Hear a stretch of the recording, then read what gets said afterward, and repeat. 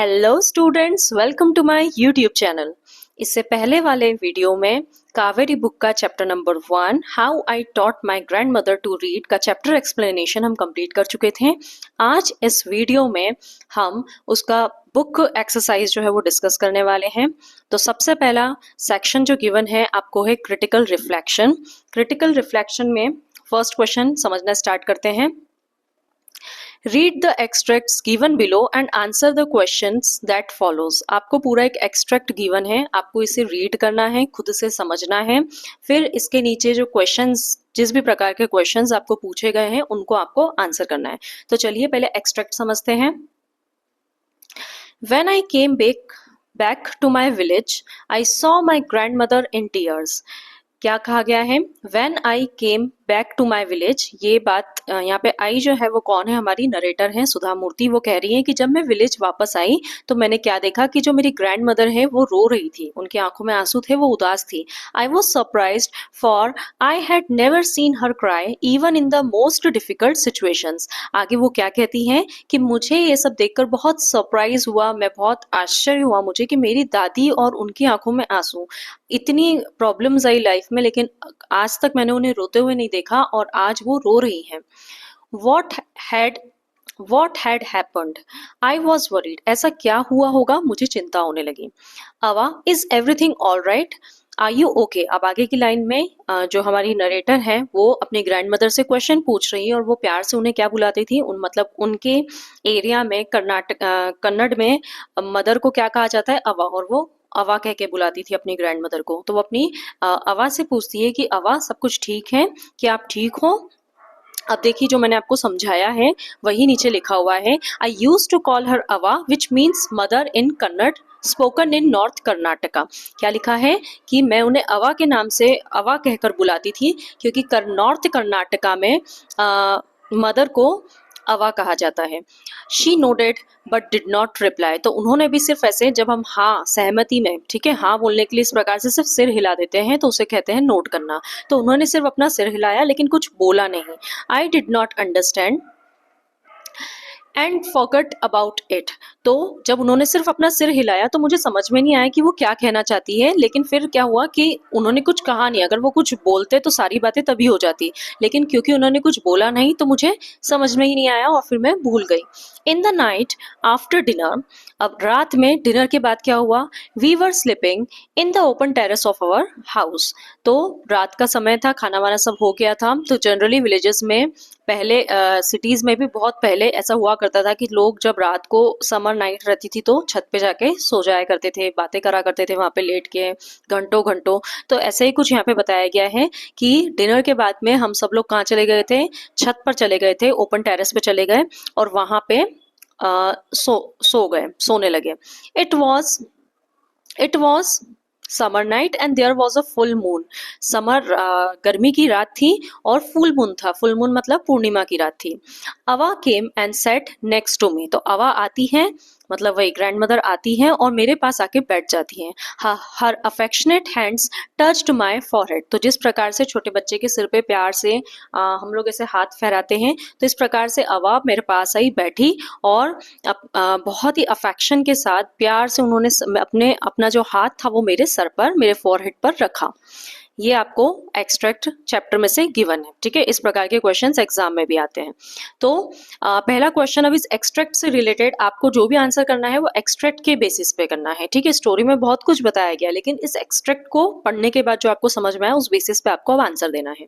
Complete the following sentence with the appropriate option. अब आपको एक सेंटेंस गिवन है नीचे, उसको रीड करना है और जो आंसर सही लग रहा है उसको टिक करना है।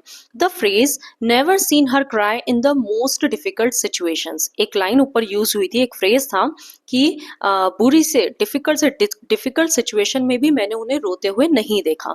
Tells us that the grand mother was. तो ये लाइन जो है ये ग्रैंड मदर के लिए बोली गई थी, लिखी गई है, ठीक है। तो हमें इस लाइन से ग्रैंड मदर के बारे में क्या पता चलता है कि वो कैसी थी?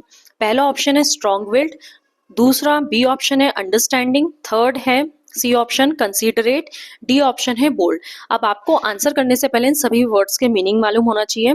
स्ट्रॉन्ग विल्ड स्ट्रॉन्ग विल्ड ऐसे पर्सन को बोल सकते हैं जो बुरी से बुरी कंडीशन में भी इमोशनली स्ट्रॉन्ग रहता है, ठीक है, और मेंटली स्ट्रॉन्ग रहता है, उस पर्सन को आप कहेंगे स्ट्रॉन्ग विल्ड, मतलब जिसने अंदर से ठान ली है कि मुझे इससे बाहर निकलना है, अंदर से इमोशनली और मेंटली जो स्ट्रॉन्ग रहता है उसे कहते हैं स्ट्रॉन्ग विल्ड।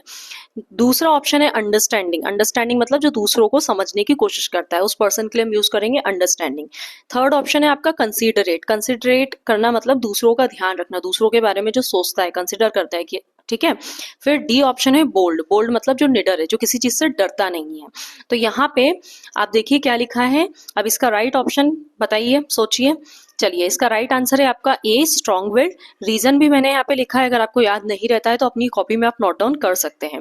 रीजन क्या है, अ स्ट्रॉन्ग विल्ड पर्सन, सिर्फ एक स्ट्रॉन्ग विल्ड पर्सन ही जो है वो क्या रहता है, emotionally strong even during hardship. जब जीवन में बहुत कठिन समय चल रहा होता है, कठिनाइयां आती है, उसमें भी वो इमोशनली स्ट्रॉन्ग रहता है। Since the narrator had never seen her grandmother cry. और जब हम इमोशनली वीक होते हैं, इमोशनली स्ट्रॉन्ग नहीं होते, तो सबसे पहले क्या होता है, जरा सी प्रॉब्लम्स आती है और हमें रोना आ जाता है। तो यहाँ पे साफ लिखा है कि नरेटर ने आज से पहले अपनी दादी को रोते हुए नहीं देखा। तो इस लाइन से हमें ये पता चलता है कि जो उनकी दादी है वो मेंटली भी बहुत मेंटल स्ट्रेंथ उनकी काफी अच्छी थी और बहुत करेजियस थी, ठीक है। चलिए सेकंड पे चलते हैं। सेकंड क्वेश्चन भी कुछ सेम ही है। Complete the following with the correct option from those given in the brackets. दो ऑप्शन आपको यहाँ पे गिवन है, ठीक है। सेंटेंस को पढ़ना है और आपको बताना है कौन सा ऑप्शन सही है। Grand mother did not reply when the narrator asked if she was all right because she might have been too emotional tired to respond. क्या बोला गया है कि जब ग्रैंड मदर से पूछा गया कि क्या वो ठीक है, तो उन्होंने कुछ रिस्पॉन्ड नहीं दिया, कुछ बोला नहीं था मुंह से, ठीक है। तो क्यों नहीं बोला था, दो ऑप्शन है। क्या वो बहुत ज्यादा इमोशनल हो गई थी, या वो बहुत ज्यादा काम कर करके थक गई थी, इस कारण से उन्होंने रिस्पॉन्ड नहीं करा। तो इसका राइट आंसर है इमोशनल। क्यों, क्योंकि आगे रीजन लिखा है मैंने, क्यों, क्योंकि हमने पढ़ा था कि उनकी आंखों में आंसू थे या वो रो रही थी और बहुत उदास थी, ठीक है। तो जब भी हम इमोशनल रहते हैं तो ऐसे टाइम पे हम जनरली कुछ बोल नहीं पाते, ठीक है। जनरली आपने देखा होगा, पहले खूब रो लेते हो, उसके बाद में आपको शांत किया जाता है, फिर आपसे पूछा जाता है क्या हुआ क्या हुआ, और फिर आप बताते हो। तो इसीलिए यहाँ पे राइट आंसर क्या है आपका, इमोशनल। थर्ड क्वेश्चन है आपका, identify the clue from the extract that indicates a rural setting with traditional customs. अब उसी पैसेज में कुछ क्लू आपको ऐसा गिवन होगा जहां पे, मतलब उस क्लू को पहचानना है आपको, जो जो क्या शो कर रहा है, रूरल सेटिंग। रूरल मतलब गांव, गांव में जो चीजें होती है, मतलब उसको, उस लाइन को पढ़कर ये पता चल रहा है कि ये जो सीन है ये एक विलेज का है। साथ में ट्रेडिशनल कस्टम्स, ऐसा कोई वर्ड जो ये बता रहा हो कि वहां पे ये चीजें चलती थी, वहां पे रीति रिवाज थे, या जो पुराने टाइम से चला आ रहा था वहां का कुछ ऐसा जो सिर्फ उसी एरिया में होता है। तो द क्लूज, आंसर क्या है, the clues are the lines. Clues क्या है, ये लाइंस हैं। We were sleeping in the open terrace of our house. मैंने एक्सप्लेनेशन के वक्त भी आपको बताया था कि विलेज वगैरह में आज भी लोग जो है फ्री होने के बाद ओपन टेरेस पे जाते हैं और वहीं पे सोते हैं। समर, जब गर्मी की रातें रहती हैं तो वो वहीं जाके सोते हैं। And the use of the word अवा फॉर ग्रैंड मदर। और जैसा कि स्पेसिफिकली हमें बोला गया था कि नॉर्थ कर्नाटका में, कन्नड़ में मदर को अवा कहा जाता है, तो वो अवा अवा करके अपनी ग्रैंड मदर को बोल रही थी। तो ये वहाँ का हमें ट्रेडिशन बता रहा है। दूसरा, रूरल सेटिंग के लिए हमने लिखा है कि sleeping in the open terrace. इसके दो आंसर्स जो आपको अप्रोप्रिएट लगे वो आप नोट डाउन कर सकते हैं। जैसे पहले आंसर में मैंने सिर्फ वो लाइंस मेंशन कर दी है और वो वर्ड मेंशन कर दिया है। दूसरा आंसर पढ़ते हैं, sleeping on open terraces during summer is common in villages and the traditional Kannada term Ava reflects the family's cultural background and custom। तो यहाँ पे सेकंड आंसर में रीजन भी गिवन है कि हमने क्यों ये क्लूज जो है वो सिलेक्ट करें, कि यही क्लू है, उसका हमने रीजन भी इंक्लूड कर लिया आंसर में, ठीक है। चलिए नेक्स्ट क्वेश्चन है आपका, Which lines of the extract establish a tender atmosphere? ऐसी कौन सी लाइन है एक्सट्रैक्ट की जो एक टेंडर एटमॉस्फेयर क्रिएट कर देती, मतलब ऐसा कुछ जिसमें बहुत ज्यादा सॉफ्टनेस दिख रही हो, लव दिख रहा हो, अफेक्शन दिख रहा हो। ऐसा कौन सी लाइन है जो ये टेंडर एटमॉस्फेयर क्रिएट कर रही है? तो वो कौन सी लाइन्स है? The lines that establish a tender atmosphere is, Avva came and sat next to me. Avva जो थी वो आके बैठ गई मेरे पास में, हर अफेक्शनेट हैंड्स टच्ड माय फॉरहेड्स, और वे प्यार से उन्होंने बिल्कुल अपना हाथ जो था वो मेरे सर पे रखा। तो यहाँ पे वो बता रही हैं, क्या बता रही है, रीजन क्या है इस लाइन का वो लिखा है मैंने नीचे। This lines show the warmth, love and gentle care of the grand mother towards the narrator, creating a soft and emotional atmosphere. तो इन लाइन से हमको पता चल रहा है कि जो दादी हैं वो अपनी पोती को, नरेटर को जो है वो बहुत प्यार करती हैं और बहुत सॉफ्टली उनको लाड़ प्यार कर रही हैं एक प्रकार से। तो एक बहुत ही सॉफ्ट और इमोशनल एटमॉस्फेयर वहां पे फील होता है हमें रीड करते वक्त भी। ठीक है, तो इस प्रकार से आपको अपना आंसर लिखना है। चलिए आगे बढ़ते हैं। रीजंस मैंने इसलिए भी लिखे हैं ताकि आगे जाके कभी आप भूल जाए। ठीक है, आपको कभी क्वेश्चन थोड़ा सा मॉडिफाई करके भी पूछा जा सकता है कि इसका रीजन भी बताइए कि ये लाइंस क्यों सिलेक्ट करी है, तो आप इस प्रकार से आंसर में उसको इंक्लूड करके अलग से भी लिख के आ सकते हैं। चलिए फिफ्थ वाला है, which of the following aspect is not emphasised in the given extract. Extract में बहुत सारी चीजें हमने देखी हैं। अब यहाँ पे 4 पॉइंट्स हमें दिए हैं। ठीक है, तो ये चारों में से 3 पॉइंट्स जो हैं वो उस एक्सट्रैक्ट में शोन है, लेकिन ऐसा कौन सा पॉइंट है ऐसा कौन सा पॉइंटर है जो उस एक्सट्रैक्ट में कवर नहीं होता है, हमें उसको क्या करना है, टिक करना है। पहला है the emotional turmoil of the grand mother. Emotional turmoil क्या होता है, जब हम बहुत ज्यादा है ना मन में उथल पुथल चलती रहती है, अलग अलग थॉट्स आ रहे हैं, बहुत टेंशन में हैं हम। ठीक है, तो जो इमोशनल अंदर जो हम सफर करते रहते हैं उसे कहा जाता है इमोशनल टर्मोइल। तो क्या ग्रैंड मदर का इमोशनल टर्मोइल यहाँ पे शो किया गया है, तो हाँ किया गया है। स्टार्टिंग में हमें बोला गया था कि उनकी आंखों में आंसू थे और उन्होंने कुछ बोला नहीं, सिर्फ नोट कर दिया, तो कहीं ना कहीं वो अंदर से क्या है, बहुत ज्यादा इमोशनल है, कुछ ना कुछ उनके मन में चल रहा है। तो ये वाला पॉइंटर तो जो है वो एक्सट्रैक्ट में कवर है। मैं स्टोरी की बात नहीं कर रही हूँ, मैं पर्टिकुलर एक्सट्रैक्ट की बात कर रही हूँ। दूसरा, the affectionate bond between the narrator and her grand mother. Narrator और उनकी ग्रैंड मदर के बीच में जो प्यार था वो क्या हमें इस एक्सट्रैक्ट में दिखाया गया है। तो अभी मैंने इससे पहले वाले क्वेश्चन में बताया था कि वो पास में आके बैठती है और अपना हाथ जो है वो उनके सर पे रखती है, तो उनका जो अफेक्शन है उस लाइन में देखने को मिल रहा है। सी है आपका, the grand mother's regret over her lack of education. Grand mother जो थी उन्हें बड़ा अफसोस था कि मैंने पढ़ाई क्यों नहीं की, क्यों मैं पढ़ी लिखी नहीं हूँ। ठीक है, हालांकि पूरी स्टोरी जो है वो इसी के आसपास घूमती है या इसी के ऊपर है, लेकिन क्या इस पर्टिकुलर एक्सट्रैक्ट में वो चीज मेंशन है, नहीं मेंशन है। ठीक है, तो आपको सी पॉइंट पे टिक लगा के आना है। सी पॉइंट हो गया आपका इसका आंसर। अब डी पॉइंट भी समझ लेते हैं। The narrator's concern for her grand mother.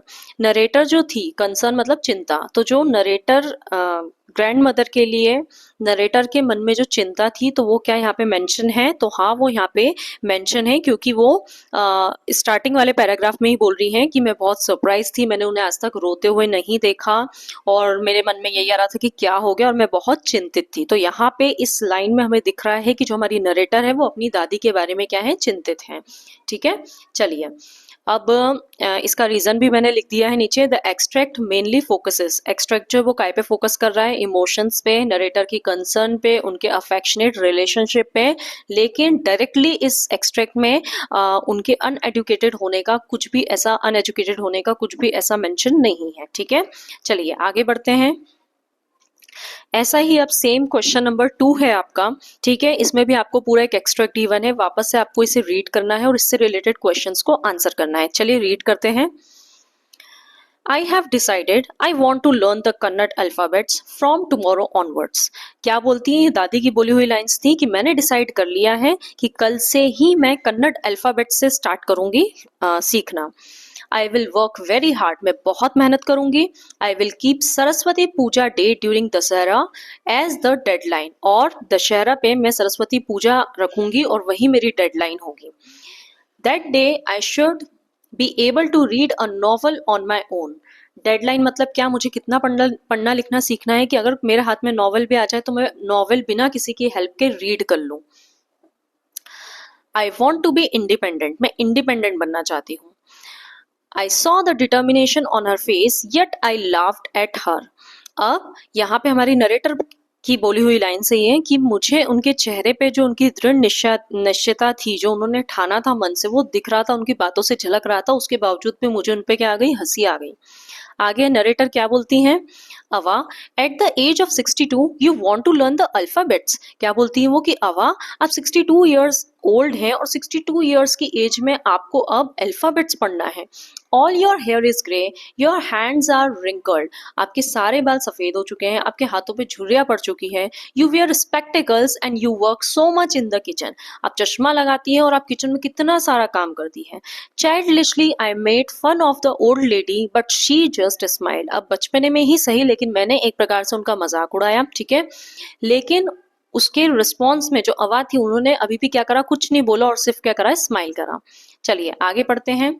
आगे और है paragraph, for a good cause if you are determined you can overcome any obstacle. अब यहाँ पे हमारी अवा क्या कहती हैं कि अगर कोई अच्छा काम आप करना चाहते हो, कोई कारण मतलब कोई चीज है अच्छी, उसके लिए अगर आपने मन में कोई चीज ठानी कि मुझे ये करना है, तो कितनी भी ऑब्स्टिकल आ जाए, प्रॉब्लम्स आ जाए, आप उन सब से ओवरकम कर जाओगे, उन सबको पार करके उस चीज को अचीव कर लोगे, क्योंकि आपने दिल से ये चीज ठान ली है कि मुझे ये चीज चाहिए या मुझे ये चीज करना है। आगे वो क्या बोलती हैं, आई will work harder than anybody but I will do it, भले ही मुझे दूसरों से ज्यादा मेहनत करना पड़े तो मैं करूंगी, लेकिन मैं ये करूंगी। For learning there is no age bar, और वैसे भी पढ़ने की, कोई चीज सीखने की कोई एज नहीं होती है, ठीक है। ऐसा नहीं कि एक पर्टिकुलर एज में ही आप वो चीज सीख पाओगे और आगे वो चीज नहीं सीख पाओगे, ठीक है। तो लर्निंग की कोई एज नहीं होती है, ऐसा यहाँ पे कहा गया है। चलिए अब इससे रिलेटेड क्वेश्चंस करते हैं। What does the grand mother's statement I want to be independent reveal about her character. अब यहाँ पे ग्रैंड मदर ने एक स्टेटमेंट बोला था कि मुझे इंडिपेंडेंट बनना है, तो इस लाइन, ये जो लाइन उन्होंने बोली है, इस लाइन से ग्रैंड मदर के कैरेक्टर के बारे में हमें क्या पता चलता है कि वो कैसी थी, तो या वो क्या चाहती थी। तो पहला ऑप्शन क्या है, she wants to be literate. Independent से उनका मतलब ये था, मतलब मैं इंडिपेंडेंट होना चाहती हूँ, तो क्या वो ये कहना चाह रही हैं कि मुझे लिटरेट बनना है या मैं पढ़ी लिखी बनना चाहती हूँ। Option B, she desires self sufficiency, वो सेल्फ सफिशियंसी चाहती थी। सेल्फ सफिशियंसी मतलब आत्मनिर्भर बनना चाहती थी, वो दूसरों पे डिपेंडेंट नहीं रहना चाहती थी, मतलब किसी भी चीज की जरूरत पड़े तो मुझे दूसरों के पास ना जाना पड़े, मैं खुद के लिए खुद काफी हूँ, इसे कहते हैं सेल्फ सफिशिएंट होना। सी ऑप्शन है, she wants to prove her intelligence to others, उनको दूसरों को दिखाना था कि मैं कितनी इंटेलिजेंट हूँ, कितनी चतुर हूँ, ठीक है। यहाँ पे अदर्स में ओ कैपिटल हो गया है, हालांकि बुक में ये क्वेश्चंस गिवन है तो आप वहां से करें। D, she feels pressured by the society to learn,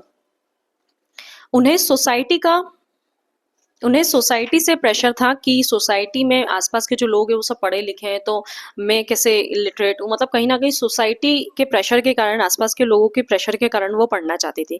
तो कौन सा ऑप्शन सही है, ऑप्शन बी आपका करेक्ट है। शी डिजायर्स सेल्फ सफिशिएंसी, वो सेल्फ सफिशिएंट बनना चाहती थी, उनको जो वो दूसरों पे डिपेंडेंट थी वो नहीं चाहिए था। चलिए इसका रीजन देखते हैं।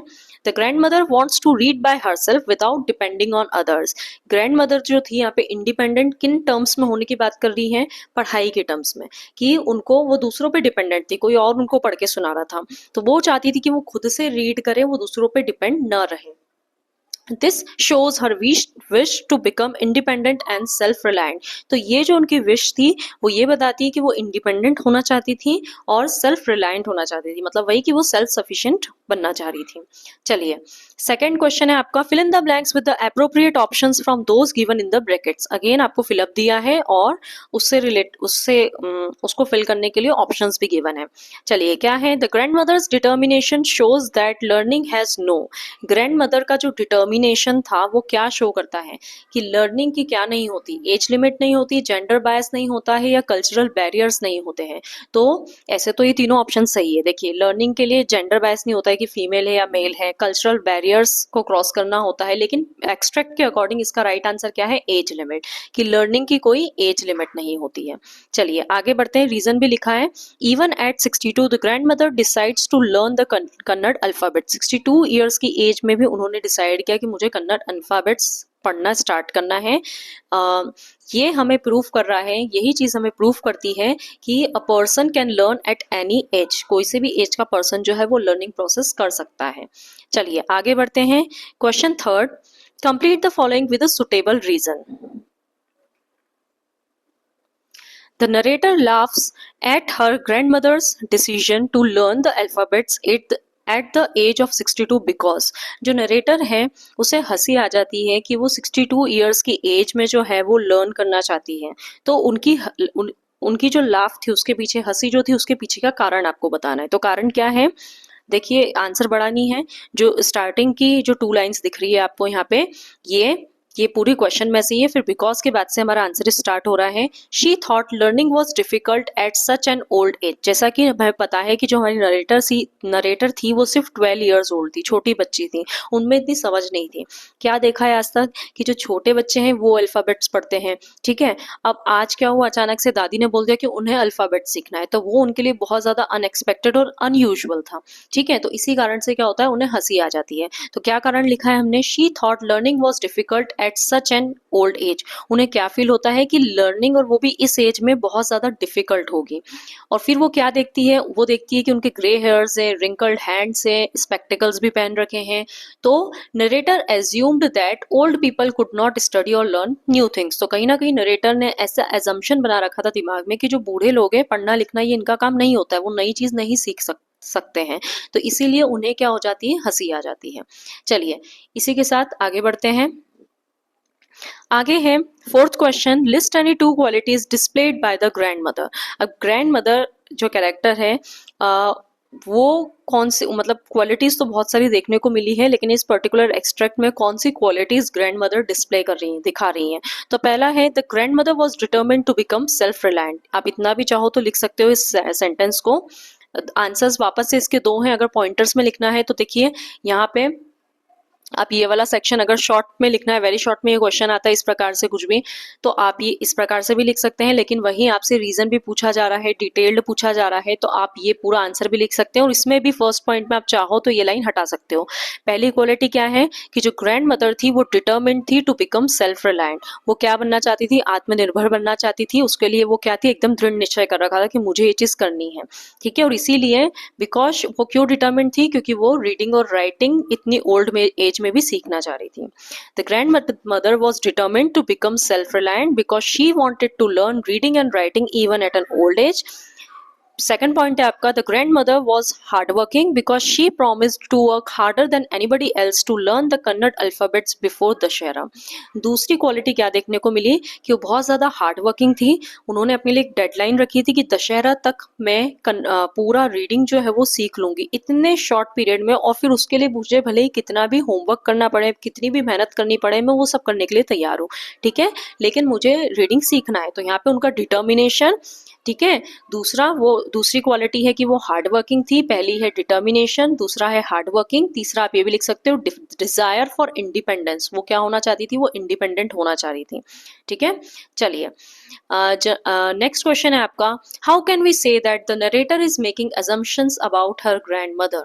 हम ऐसा कैसे कह सकते हैं कि जो हमारी नरेटर है, 12 साल की जो सुधा मूर्ति है, वो ग्रैंड मदर को लेकर अजम्पशंस क्रिएट कर रही थी, उनके दिमाग में कुछ चीज बैठी हुई थी, ठीक है, कुछ एज्यूम कर रही थी वो।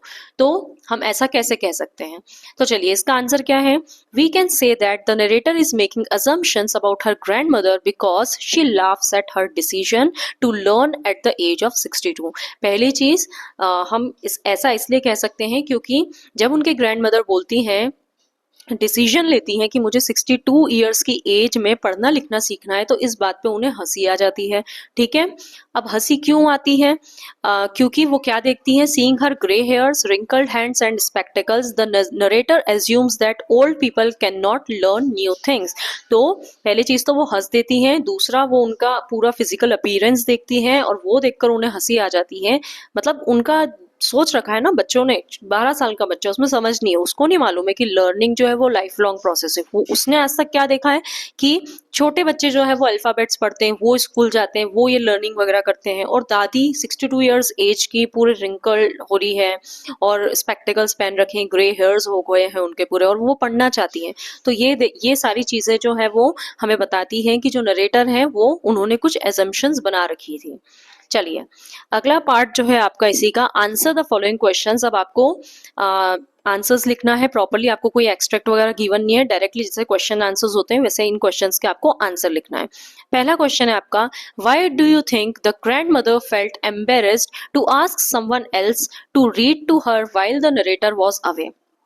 आपको ऐसा क्यों लगता है कि जब नरेटर कहीं दूर गई हुई थी, शादी में गई हुई थी, तो दादी को किसी और को ये बोलने में एम्बेरस फील हो रहा था, शर्म आ रही थी कि आप मुझे ये पढ़ के सुना दो। ठीक है, तो इसका आंसर हम देखते हैं। द ग्रैंड मदर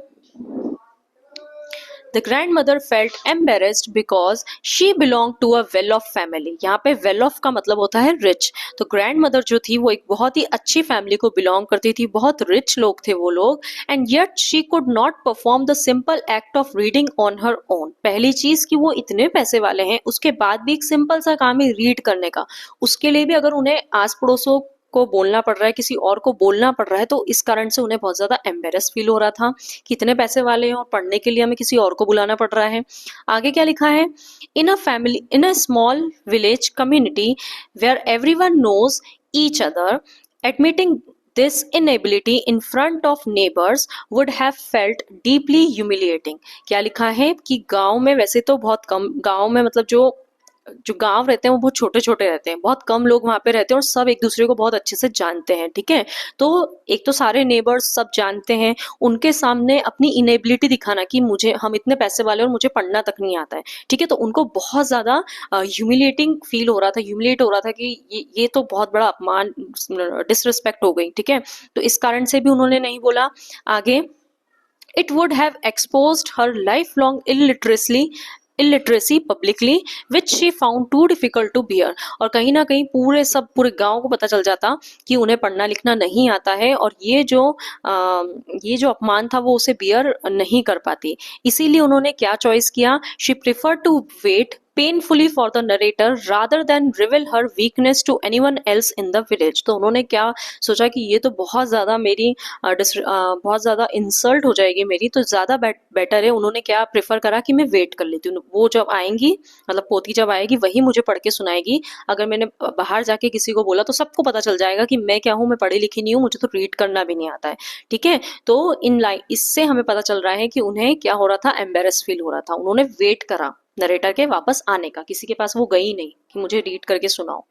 चलिए आगे बढ़ते हैं। क्वेश्चन नंबर 2 है, Why does the narrator initially laugh at her grandmother's determination to learn at the age of 62?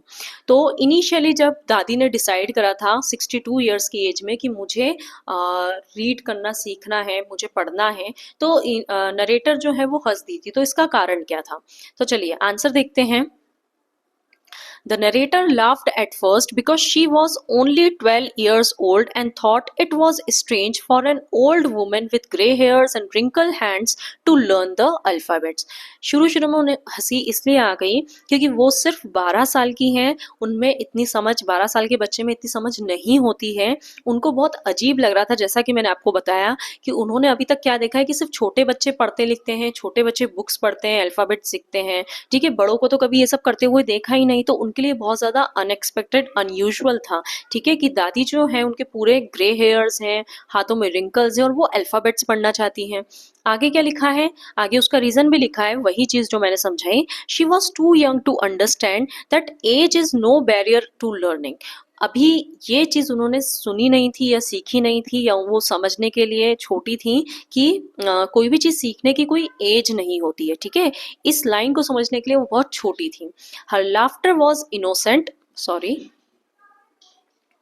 Her laughter was innocent and not disrespectful. तो वो जब हंसी तो वो अपनी दादी की इंसल्ट नहीं कर रही थी, उनका डिसरिस्पेक्ट नहीं कर रही थी कि आपको तो पढ़ना लिखना ही नहीं आता है या आप ऐसे पढ़ना चाहती हो। उनकी जो स्माइल थी या लाफ थी वो इनोसेंट थी। ठीक है, उनका इसमें कोई गलती नहीं थी, वो छोटी एज की थी, ये समझने के लिए वो बहुत छोटी थी। ओके, चलिए अगला क्वेश्चन है, what significance does the story of Kashi Yatre have in both the grand mother's life and the story. अब हमें स्टोरी में एक स्टोरी बताई गई है। ठीक है, जो हमारी मेन स्टोरी वो तो है, उसके अंदर एक नॉवल की स्टोरी भी बताई गई है जो कि थी हमारी काशी यात्रा। तो काशी यात्रा जो स्टोरी हमें यहाँ बताई गई है, ठीक है, उसकी क्या सिग्निफिकेंस है, मतलब इम्पोर्टेंस है ग्रैंड मदर की लाइफ में, और what significance does the story of Kashi यात्रा have in both the grandmother's life and the story। तो हमारी पूरी स्टोरी में उस स्टोरी की क्या इंपॉर्टेंस है और ग्रैंड मदर की लाइफ में उस स्टोरी की क्या इंपॉर्टेंस है वो हमें बताना है। तो चलिए आंसर समझते हैं। काशी यात्रा works at many levels in the story, It tells the story of an old woman who sacrificed her dream of visiting Kashi to help an orphan girl, showing the importance of compassion over personal desire. तो पहला तो काशी यात्री की जो story है वो बहुत ज़्यादा इंपॉर्टेंट है, अलग अलग लेवल पे उसने अलग अलग रोल प्ले करे हैं। पहला क्या है, उस स्टोरी में ही हमें बताया गया है कि एक ओल्ड वुमेन है, ठीक है, जिसकी एक पर्सनल डिज़ायर है कि मुझे काशी यात्रा पे जाना है, ठीक है, काशी विजिट करना है, और जो विश्वेश्वरा गॉड है उनकी पूजा करनी है और उससे पुण्य वगैरह भी मिलता है। लेकिन यहाँ पे वो क्या करती है, अपनी उस विश को सेक्रीफाइस कर देती हैं और उसी स्टोरी में एक ऑफन गर्ल होती है, ठीक है, उसकी हेल्प करती है। ठीक है, तो यहाँ पे ये जो एक्ट है ये हमें क्या शो करता है, importance of compassion over personal desire. हमें क्या शो करता है कि उन दादी के मन में उस बच्ची को लेकर फीलिंग्स आए, इमोशंस आई, दया आई उस पर, ठीक है, तो उन्होंने अपनी पर्सनल विशेस को एक साइड रखा और उसकी हेल्प की। आगे, the grand mother strongly relates to the character because she too had never visited Kashi. अब हुआ क्या कि जब दादी जो थी वो उस स्टोरी को पढ़ती थी तो वो उस स्टोरी के कैरेक्टर में अपने आप को देखती थी, बहुत ज्यादा उससे कनेक्ट हो गई थी, अपने आप को उसकी जगह पे देखती थी, क्योंकि कहीं ना कहीं दादी खुद भी कभी काशी यात्रा पे काशी नहीं गई थी और उनकी भी वहां जाने की इच्छा थी। अब इस कारण से क्या हुआ, more importantly her strong wish to read this story by herself inspired her to learn reading. The book later became a symbol of her success and independence. अब आगे क्या लिखा है कि वो कैरेक्टर से अपने आप को रिलेट करती थी और हुआ क्या कि नरेटर कुछ टाइम के लिए दूर चली गई तो वो उस पर्टिकुलर स्टोरी को नहीं पढ़ पाई, ठीक है, जो मैगजीन में जो पार्ट आता था स्टोरी का उसको नहीं पढ़ पाई और इस कारण से वही टर्निंग पॉइंट था जब उन्होंने डिसाइड करा कि अब मुझे क्या सीखना है, मुझे रीडिंग सीखना है ताकि मैं खुद से रीड करूं, ठीक है। तो उसी से वो इंस्पायर हुई और फिर उन्होंने रीडिंग वगैरह सीखी और बाद में वही बुक जो थी एंड में नरेटर ने ये लाइन भी बोली थी कि दादी ने खुद से टाइटल पढ़ा, नरेटर का नाम पढ़ा, ठीक है, तो बाद में वो बुक ही उसका प्रूफ बनी कि दादी जो है वो क्या हो गई है, वो सक्सेस उन्होंने पा ली है और वो इंडिपेंडेंट हो गई है, खुद से उन्होंने बुक का टाइटल पढ़ा है और राइटर का नेम पढ़ा है, पब्लिशर का नेम पढ़ा है। चलिए, fourth question, what does the grand mother desire to learn the Kannada alphabets reflect about her. Grandmother की जो डिजायर थी, जो इच्छा उनके अंदर जागी थी कि मुझे अब कन्नड़ अल्फाबेट सीखना है, तो ये उनके कैरेक्टर के बारे में हमें क्या बताता है, उनके बारे में हमें क्या बताता है वो लिखना है। तो क्या बताता है, The grandmother's desire to learn the Kannada alphabets shows that age is no barrier to education. सबसे पहली चीज हमें ये पता चलती है कि जब ग्रैंड मदर ने बोला कि उनको 62 इयर्स की एज में कन्नड़ अल्फाबेट सीखना है तो हमें इससे ये पता चलता है कि एजुकेशन की कोई एज नहीं होती है। Second, her determination proves that strong will power can overcome difficulties and limitations. दूसरी चीज हमें ये पता चलती है कि जब कोई चीज हम मन से ठान लेते हैं, ठीक है, तो चाहे कितनी भी डिफिकल्टीज आ जाए, कितनी भी लिमिटेशन हम सबको क्रॉस कर जाते हैं। आगे, the story also teaches that learning is a lifelong process and that education gives confidence, independence and self respect. Story हमें ये भी सिखाती है कि लर्निंग जो है वो एक पर्टिकुलर एज तक सीमित नहीं है, ये एक लाइफ लॉन्ग प्रोसेस है, सीखते जाना है और आगे बढ़ते जाना है। और एजुकेशन जो है वो हमें कॉन्फिडेंस देती है, इंडिपेंडेंस देती है और हमें सेल्फ रिस्पेक्ट भी गेन करने में हेल्प करती है, ठीक है। चलिए आगे बढ़ते हैं। Question fifth, what lesson can we infer from the grandmother's action of touching the narrator's feet? अब स्टोरी में एक पॉइंट आता है जहाँ पे ग्रैंड मदर जो है वो नरेटर के पैर जो है वो छूती है, तो इससे हम क्या लेसन जो है वो सीख सकते हैं, ये हमें क्या लेसन देने की कोशिश कर रहा है। तो several important lessons can be learn from this incident. तो बहुत सारे लेसन हमें यहाँ पे देखने को मिलते हैं, वो क्या क्या है। It teaches us that a teacher deserves respect regardless of age और gender because knowledge is sacred. पहला लेसन हमें क्या मिलता है कि teacher regardless of the age, चाहे उसकी कुछ भी एज हो, चाहे उसका कुछ भी जेंडर हो, वो किसी भी कास्ट का हो, वो टीचर है, उससे आपको नॉलेज मिल रहा है, तो जो नॉलेज है वो सेक्रेट है, वो पवित्र है, पूजनीय है, तो टीचर की भी क्या होनी चाहिए, रिस्पेक्ट होनी चाहिए। आगे वो क्या बताता है, it also shows the grand mother's humility and sincerity as she openly expressed gratitude to her granddaughter. अब देखिए हाँ, जैसे अभी देखा जाए तो जो हमसे एज में बड़े हैं, ठीक है, अब जैसे नई टेक्नोलॉजी है तो बहुत सी चीजें हम हमारे बड़ों को सिखाते हैं क्योंकि उनको वो टेक्नो फ्रेंडली नहीं है, ठीक है, उनको हमको सिखानी पड़ती है। तो यहाँ पे हमें ग्रैंड मदर की ह्यूमिलिटी और सिंसेरिटी भी देखने को मिल रही है कि वो चाहती तो वो ऐसा भी बोल सकती थी कि ये मेरी पोती है, इसने बस मेरी मतलब हेल्प करी है, लेकिन नहीं, उससे बिल्कुल एज अ टीचर उसने ट्यूशंस दी और उन्होंने उसे एज अ टीचर पूरा रिस्पेक्ट दिया, ठीक है। तो उन्होंने ओपनली जो था उसको थैंक जो है वो एक्सप्रेस करा कि तुम मेरी गुरु हो, तुमने मुझे सिखाया, ये ओपनली एक्सेप्ट करा और ये शो करते हुए उसके पैर छुए। अगला, the incident The incident highlights the importance of guru-shishya relationship and teaches us to respect learning and teachers. ये जो इंसिडेंट था ये हमें ये भी बताता है, हमें जो गुरु शिष्य का रिलेशनशिप है उसकी इम्पोर्टेंस हाईलाइट करता है और साथ में हमें ये भी बताता है कि हमारे टीचर्स की और लर्निंग की रिस्पेक्ट करना चाहिए। Next question, question number 6, what does the following line tell us about the broader theme of the story. अब स्टोरी में एक लाइन गिवन है, ठीक है, वो क्या लाइन है वो नीचे गिवन है। For a good cause if you are determined you can overcome any obstacle. अगर किसी कोई अच्छी चीज के लिए आप डिटरमिन्ड हो कि मुझे ये हासिल करना है तो चाहे कितनी भी बाधाएं आ जाए आप उसे पार कर जाते हो। तो ये एक सिंगल लाइन जो है जो स्टोरी का एक ब्रॉडर एक बड़ा सा थीम है जिसपे पूरी स्टोरी बेस्ड है, ठीक है, कि दादी ने 62 ईयर्स की एज में डिसाइड करा कि मुझे पढ़ना लिखना है, पूरी स्टोरी इसी के आसपास है, इसी के ऊपर बेस्ड है। तो वो जो ब्रॉडर थीम है उसके बारे में ये लाइन्स हमें क्या बताती है। चलिए पढ़ते हैं answer. The line highlights the central theme of the story that determination and strong willpower can help a person overcome any obstacle। तो ये जो लाइन्स हैं जो हमारी स्टोरी की सेंट्रल थीम है उसे ये डिनोट कर रही हैं। क्या है कि जो डिटर्मिनेशन है, जब आप कोई चीज़ दृढ़ निश्चय हो जाते हो किसी चीज़ को लेकर, अंदर से इमोशनली मेंटली आप स्ट्रॉन्ग विल पावर के साथ अपनी विल पावर के साथ वो चीज़ ठान लेते हो तो कोई भी पर्सन किसी भी ऑब्स्टेकल से ओवरकम कर सकता है। The grand mother despite her old age, अब वही चीज जो एग्जांपल मैंने आपको दिया कि यहाँ पे स्टोरी में जो ग्रैंड मदर है चाहे उनकी ओल्ड एज थी, चाहे उनको बिल्कुल भी नॉलेज नहीं था, बिल्कुल भी वो एजुकेटेड नहीं थी, डिसाइडेड टू लर्न रीडिंग। मतलब अगर थोड़ी बहुत भी उनको आता होता तो वो ठीक है कि चलो थोड़ा सा आता है थोड़ा सा ही सीखना है, लेकिन वो तो बिल्कुल बेसिक से स्टार्ट कर रही थी, कुछ नहीं आता था उनको। तो उन्होंने इस कंडीशन में भी क्या डिसाइड करा, किस चीज को डिटरमाइन करा कि मुझे रीडिंग सीखना है, because she wanted to become independent. क्यों सीखना है? क्योंकि वो इंडिपेंडेंट बनना चाहती थी। Her success shows that learning is a lifelong process, और 62 ईयर्स की एज में इतने कम समय में उन्होंने रीडिंग सीख ली। तो उनकी जो सक्सेस है, उन्होंने जो सक्सेस पाई है उससे हमें ये पता चलता है कि जो लर्निंग है वो क्या है, एक लाइफ लॉन्ग प्रोसेस है। That no barrier, whether age, fear or social limitations, can stop a person who is truly determined। फिर जब आपने उनकी सक्सेस हमें ये भी बताती है कि लर्निंग जो है वो एक लाइफ लॉन्ग प्रोसेस है और कोई सा भी बैरियर, चाहे वो आपकी एज हो, ठीक है, चाहे आपके अंदर का डर हो कि नहीं ये तो मुझसे होगा ही नहीं, चाहे कोई भी बैरियर हो जैसे कि सोसाइटी क्या सोचेगी, ठीक है, दूसरी भी बहुत सारी चीजें रहती है। तो कोई सी भी ऐसी चीज नहीं है, जब आप किसी चीज को लेकर एकदम आपने ठान लिया कि मुझे ये करना है तो कोई चीज आपको नहीं रोक सकती है। चलिए question number 7, how effectively does the story highlight the value of education in supporting personal independence.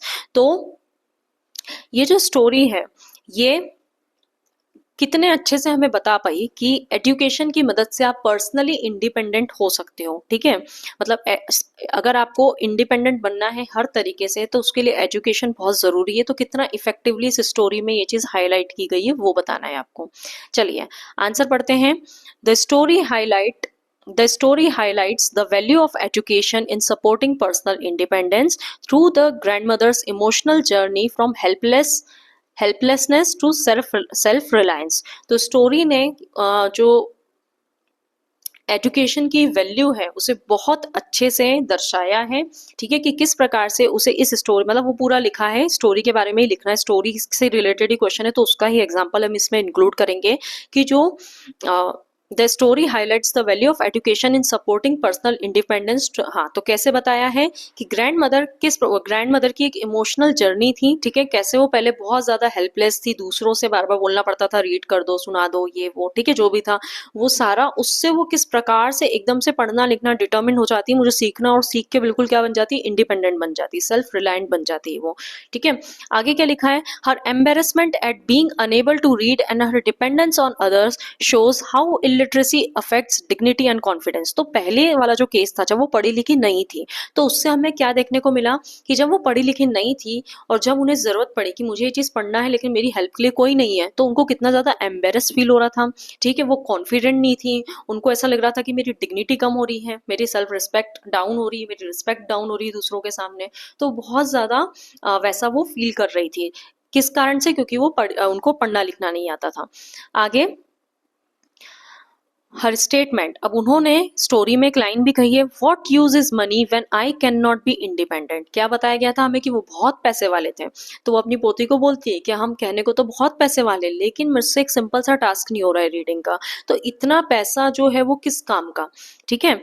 आगे क्या लिखा है, powerfully expresses the true worth of literacy. मतलब ये जो लाइन, एक पर्टिकुलर लाइन स्टोरी में, वो हमें पढ़ाई की इंपॉर्टेंस बता रही कि चाहे कितना भी पैसा हो, लेकिन जो एक पढ़ाई लिखाई आपको कॉन्फिडेंस दे सकती है, इंडिपेंडेंस दे सकती है, वो आपको पैसा कभी नहीं दे सकता है, ठीक है। पैसा कभी पढ़ाई की जगह नहीं ले सकता है। आगे क्या लिखा है, by learning to read at an old age and finally reading Kashi Yatre independently she gains confidence, self respect and freedom. और उसके बाद में फिर वो डिसाइड करती है कि मुझे लर्निंग करना है, और फिर जब वो लर्निंग सीख लेती है तो फाइनली उनके बिहेवियर में, उनके कॉन्फिडेंस में कैसा चेंज आता है, वो बिल्कुल इंडिपेंडेंट हो जाती है, कॉन्फिडेंट हो जाती है, सेल्फ रिस्पेक्ट आ जाता है, फ्रीडम मिल जाती है उन्हें कि वाह फाइनली अब मैं खुद से सब कुछ कर सकती हूँ, मैं एकदम इंडिपेंडेंट हो गई हूँ। दस the story shows that education is not merely about knowledge but about independence and dignity in life. तो इससे हमें ये सीखने को मिलता है कि जो एजुकेशन है वो सिर्फ नॉलेज से रिलेटेड नहीं है, सिर्फ आपको नॉलेज नहीं मिलता है, बल्कि आपको इंडिपेंडेंस भी मिलती है, और लाइफ में डिग्निटी भी आप अचीव करते हैं, आपको रिस्पेक्ट मिलता है, लोग आपकी बहुत ज्यादा इज्जत करते हैं, ठीक है। चलिए आगे बढ़ते हैं। So with this we come to an end of our question number 2। Question number 2 हमारा यहीं पे खत्म होता है। अब इसके आगे भी और क्वेश्चंस हैं, लेकिन वो क्वेश्चन आंसर्स नहीं है, दूसरे सेक्शंस है। जैसे ये हमारा था क्रिटिकल रिफ्लेक्शन, वैसे ही अब आगे आपको vocabulary and structures in context, और ऐसे ही आगे और भी सेक्शन है। तो हम इसके आगे का अब नेक्स्ट वीडियो में कंटिन्यू करेंगे। अगर वीडियो पसंद आया हो तो वीडियो को लाइक ज़रूर करना, कोई भी डाउट हो तो आप मुझे कमेंट्स में लिख के पूछ सकते हैं, अपने फ्रेंड्स के साथ शेयर ज़रूर करना और चैनल को सब्सक्राइब ज़रूर करना। तो मिलते हैं अगले वीडियो में, बाय बाय।